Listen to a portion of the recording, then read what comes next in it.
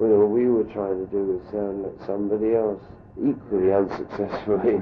Yeah, we didn't sound anything like we wanted to. Yeah, we were trying to emulate somebody, and those other guys, you know, they just took the quick hop around us, and they listened to the people that we were trying to emulate, then they'd be on an equal footing. Yeah, grab on it. It could be anybody. It's anything to do with merchandise and total stuff here. Yeah, what's all this I've read about new line in Stone's trousers? I was in Paris. The one English paper I saw just happened to be the one, the music awards here in England, where there was some chick called Alf. and the little puff in the skirts from Culture Club. Boy George's. Yeah. Ronnie fancied him until he found out it was a guy. Boy George. Yeah. I'll tell you a funny one about him. Yeah, Ronnie got in New York, it's like MTV, right? The cable, right? It just shows. They've got about 4 hours of videotapes, and they just sort of ends with rerun. Yeah, and we're dragging up this chick. Like, so I was hip to his name's George. I was at this party, and he made we all ended up in the swimming pool. It was one of those, I think it was a Who party about 3 Christmases. You know that Blondie party at Notre Dame Hall? There was the Who thing after, and we were all pissing about in the pool. And this geezer swam up to me and stuck his hand down my pants. Right. About 2 weeks ago, no, 2 months ago, something like that, George comes up at this party and goes, "You remember me in that swimming pool?" It was him. Esther Williams. The bloke I hit. He was coming on a bit strong. But Ronnie fancied him. He's got like, yeah, until he found out. Yeah. No, I mean, he fancied the video version. So he has to wear all those big smocks and do Joe did this stuff. He's got an angle. This voice is alright, you know. Yeah. And that one song's great, the rest of it's a load of crap, that album. Do you really want it? It's one song, yeah. And it is in a sorry state at the moment, isn't it, really? Well, the fact is, there hasn't been one act that's come up in the last 12 or 15 years that's stood the course. I mean, if only maybe like Joan Armatrading is one of the few people I can think that sort of cropped up in the mid-70s or so that is still around and a viable force. Yeah. Yeah, I mean, that's still going. There's a few that are still going, but and whether they actually. No, I mean they just provide a need. They've got their massive block of fans, and they go and see them when they play. Yeah, I mean they've had good luck to them. You know what I mean? Hank Marvin probably means more to me. You seem to listen to reggae stuff. Yeah, I'm a Jamaican.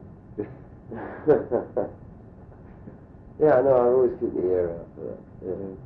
I mean, I think that reggae, is suffering from post-Marley. Not that Bob Marley was ever my, he was the least favourite of my reggae artists, but reggae music, other than the fact that it's gotten big business. Yeah. Yeah. I loved it when it wasn't. Yeah. And they didn't expect to make the buck, and they just laid it out, and it happened to coincide with a time when black music in America just meant disco, 38 beats per minute, and it was, Otis Redding was dead, you had the Spinners and the Shy Lights, and then it was disco.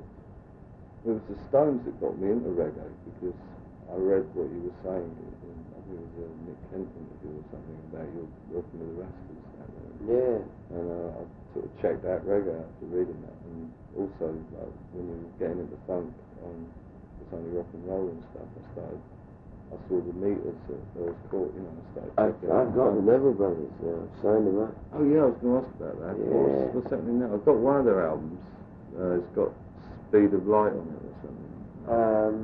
The only album I know of the Neville Brothers, as the Neville Brothers, was called Fire on the Bayou, which came out in 1981, and it was like half of the Meters were the Neville brothers anyway.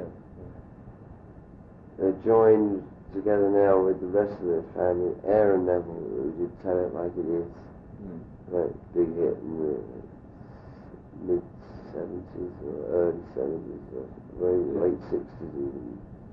I happen to know about him a lot earlier than that. In fact, We Got Time is on my side from an album that Aaron Neville's first record was also on, so I knew about him for years.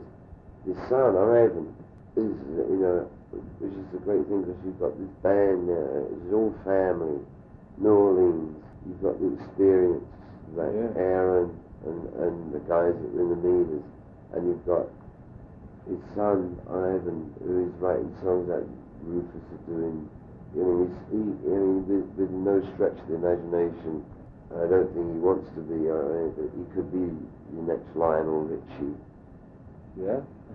Yeah, he's writing songs that good, But at the same time, he's the son, and you've still got the father that they're writing songs together, so you've got this experience and also the youth within the same thing, and they've got some incredible songs together. Well, they produce themselves. All I did was do everything I could to make sure they ended up on our label, and it's worked out. 9 times out of 10 it doesn't work out. Like when I was working with Max Romeo, didn't work. Photos on the back sleeve. Right, it all ended up on another label. It just didn't. You take that as it comes. 9 times out of 10 it doesn't pan out.